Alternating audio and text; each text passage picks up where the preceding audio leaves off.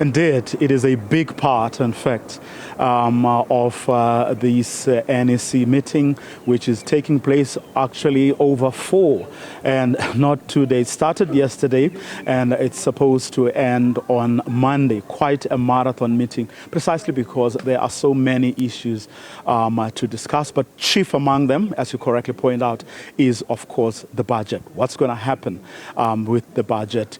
The Minister of Finance, Godongwana, revealed in Parliament this week that the Democratic Alliance has actually written to President Cyril Ramaphosa saying, actually, we could support your 0.5% VAT increase on condition that you reopen the conversation around such issues as the NHI, Bella, but also expropriation without compensation. That's going to be a hard sell at this meeting that's currently taking place.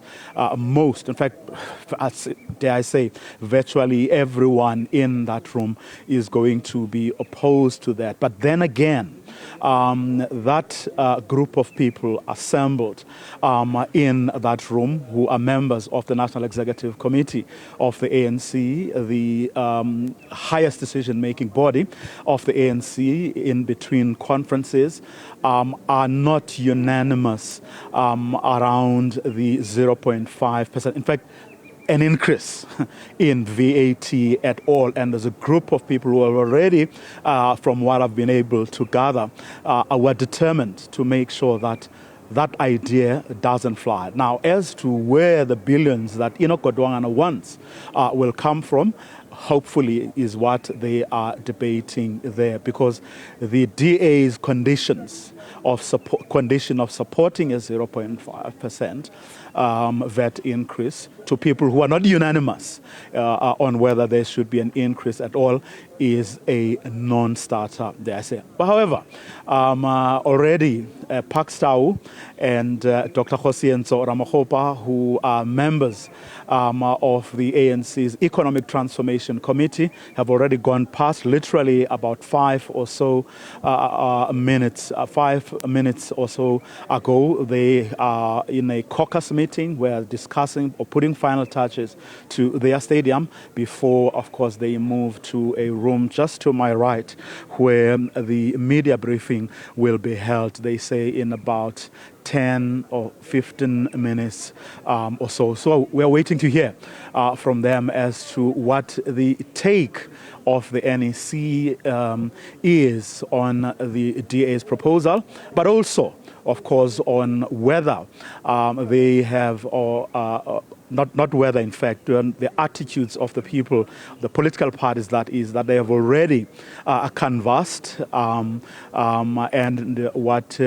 whatever may have been reported back at that meeting, what the attitude of that meeting is towards whatever it is that the people who had been sent to speak to various political parties have to say.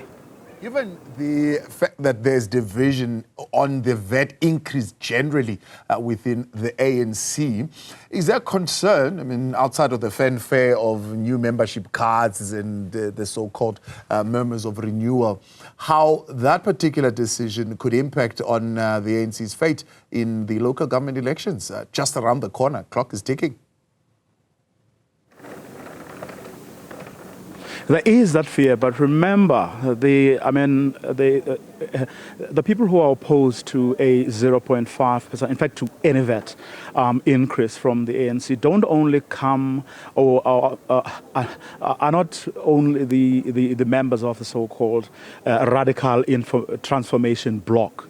You actually have ministers who don't belong, to that bloc, but who say any VAT increase is going to hurt the poor, but it's also going to hurt the ANC. People may just feel that the ANC is now anti-poor. Add to that the fact that up until Godongwana revealed that the Democratic Alliance was prepared or was ready to consider voting with the ANC on the 0.5% VAT increase. Up until then, the DA had paraded itself as the champions of the poor, something that doesn't bow down like well, I mean, with the ANC faithful, including, of course, leaders of the ANC who have gathered in that room behind us. So any VAT increase is a hard sell,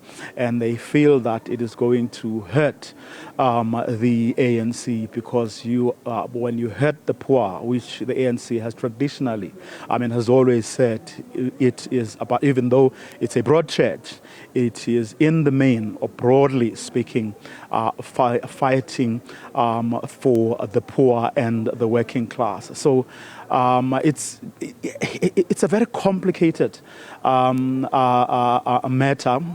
Of course, President Cyril Ramaphosa is going to have the task at the end of it all. And that's not going to come today, that I can guarantee you. But over the next couple of days, he is the one who, at the end of the day, will have to prevail, to say to the ANC, this is how we're going to deal with this issue, because the issue has to be dealt with. It can't be left hanging. When President Cyril Ramaphosa came in his first term as president, we were always having this conversation of whether he does have full support of that NEC, and it was always touch and go as far as full support. Come second term, we were all convinced that he's got full backing of that NEC. Is that still the case?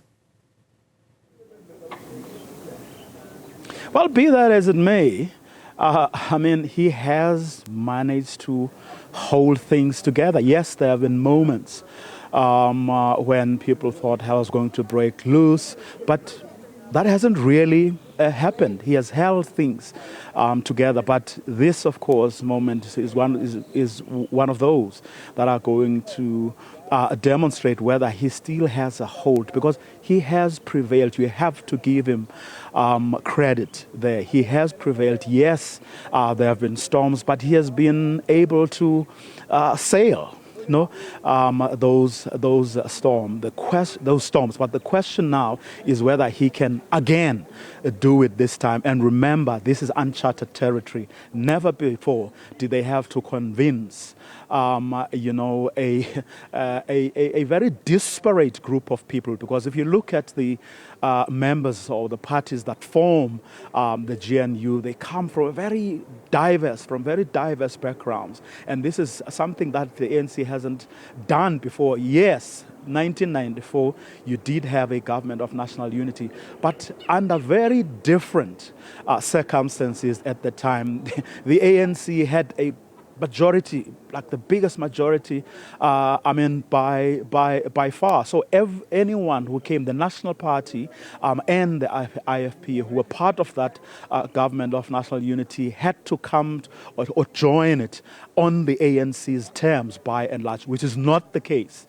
Now, the ANC has polled under 50%, so it does need the support of your DAs and the rest of the 9 parties to be able to pass a budget. Something, again, that had never happened before. Something that I guess even Enoch Godongwana took for granted when he waltzed into that tent, ready to deliver a budget where he was going to announce, among other things, that there was going to be a 2% VAT hike. So this is uncharted territory, but having prevailed before, this is obviously going to be the president's test, but he can still do it, depending, of course, on how he navigates the waters.